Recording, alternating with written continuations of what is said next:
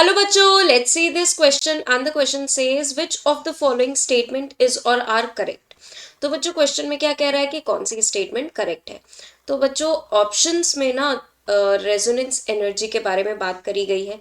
चलिए first option से हम समझना शुरू करते हैं.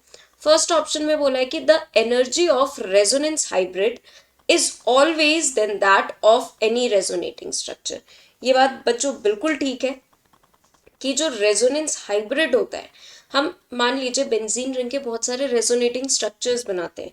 किसी की स्टेबिलिटी ज़्यादा होती है, जिसकी स्टेबिलिटी ज़्यादा होगी वो नीचे लाया करेगा, मतलब उसकी एनर्जी कम होगी. किसी की स्टेबिलिटी कम है तो वो ऊपर लाया करेगा क्योंकि उसकी एनर्जी ज़्यादा होगी. ठीक है, ऐसे ऊपर नीचे ऐसे लाए कर रहे होंगे, उन अरेंज्ड होंगे. लेकिन जो रेजोनेंस हाइब्रिड है, जो ओवरऑल रेजोनेंस हाइब्रिड है, उसकी एनर्जी सबसे कम होती है, वो सबसे ज़्यादा स्टेबल होता है.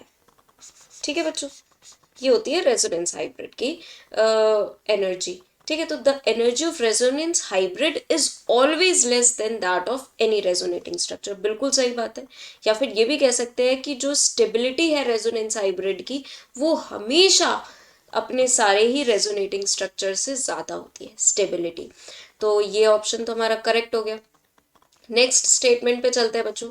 The resonance energy is the difference between enthalpy of formation of the molecule and the resonance energy is the difference between the enthalpies of formation of the molecule and the resonating structure having maximum energy.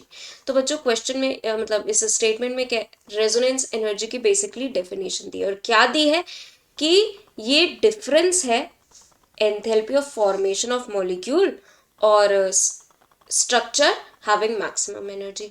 ऐसा कुछ भी नहीं होता resonance energy की definition. Resonance energy तो बल्कि होती है कि जो रेजोनेंस हाइब्रिड है और जो सबसे स्टेबल, मतलब कि जो मिनिमम एनर्जी वाला रेजोनेटिंग स्ट्रक्चर है, उनके बीच का जो एनर्जी गैप है, उनके बीच का जो ये एनर्जी डिफरेंस आ रहा है ना, इसे रेजोनेंस एनर्जी बोलते हैं.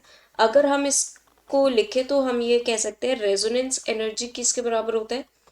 Energy of most stable contributing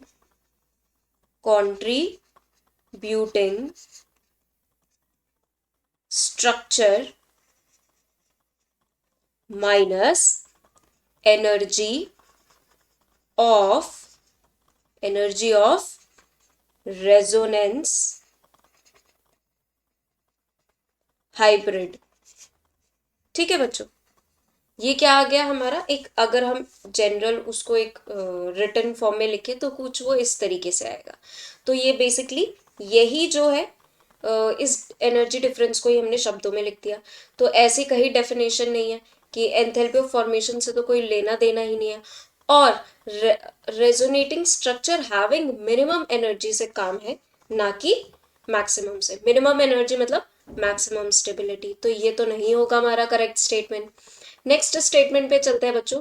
the resonance energy the resonance structures are hypothetical structure and they do not represent any real molecule. ये बात बिल्कुल ठीक है बच्चों कि जो रेजोनेंस स्ट्रक्चर होते हैं ये बिल्कुल ही हाइपोथेटिकल बात, मतलब जो भी हम ये डिस्कशन करते हैं रेजोनेंस के बारे में और रेजोनेंस एनर्जी के बारे में, ये बिल्कुल हाइपोथेटिकल है. जो भी हम सोचते हैं ये स्ट्रक्चर भी हाइपोथेटिकल है, कभी किसी ने एक्चुअल में रेजोनेंस होते देखा नहीं है. ठीक है, तो ये बिल्कुल करेक्ट है कि they do not represent any real molecule. D option पे चलते हैं बच्चों. डी ऑप्शन में बोला गया है in delocalized structure. Delocalized structure मतलब जहां पर रेजोनेंस हो रहा है. तो डीलोकलाइज्ड स्ट्रक्चर किसका? बेंजीन का. The pi charge clouds is spread equally above and below the plane of a molecule. बिल्कुल ठीक बात बोली है बच्चों यहाँ पे कि जो डीलोकलाइज्ड स्ट्रक्चर होते हैं, जो कह सकते हैं ये रेजोनेंस वाले स्ट्रक्चर होते हैं, इस किसका? बेंजीन रिंग का. तो हम कंसिडर करते हैं कि ये बेंजीन रिंग है. ठीक है, एक कार्बन यहाँ पर है, एक कार्बन यहाँ है, एक कार्बन को हम यहाँ कंसिडर कर रहे हैं. ठीक है, एक सिमिलरली जैसे 2 कार्बन आगे कंसिडर करें, ऐसी 2 कार्बन पीछे और 1 कार्बन बच्चों यहाँ पर। तो ये कुछ इस तरीके से हमारा स्ट्रक्चर बन गया है।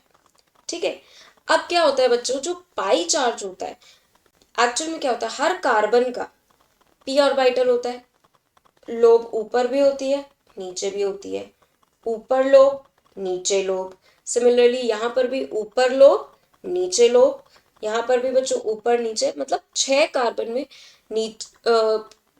पी ऑर्बिटल की लोब होती है। अब क्या होता है, पी ऑर्बिटल की जो लोब ऊपर की तरफ है वो ऊपर में यहाँ पे पाई इलेक्ट्रॉन का क्लाउड यहाँ पर रेजोनेंस कर रहा होता है, यहाँ पर वो फैला होता है, डिस्ट्रीब्यूटेड होता है, सिमिलरली नीचे डिस्ट्रीब्यूटेड रहता है। तो ये बात बोलना बिल्कुल ठीक होगा बच्चों कि जो पाई चार्ज है क्लाउड वो इक्वली स्प्रेड होता है अबव और below the plane of a molecule. तो यानी कि डी ऑप्शन भी करेक्ट हो गया। तो बच्चों हम जो फाइनल आंसर रिपोर्ट करेंगे वो करेंगे option A, C and D. So I hope all of you understood very well. Thank you and best of luck.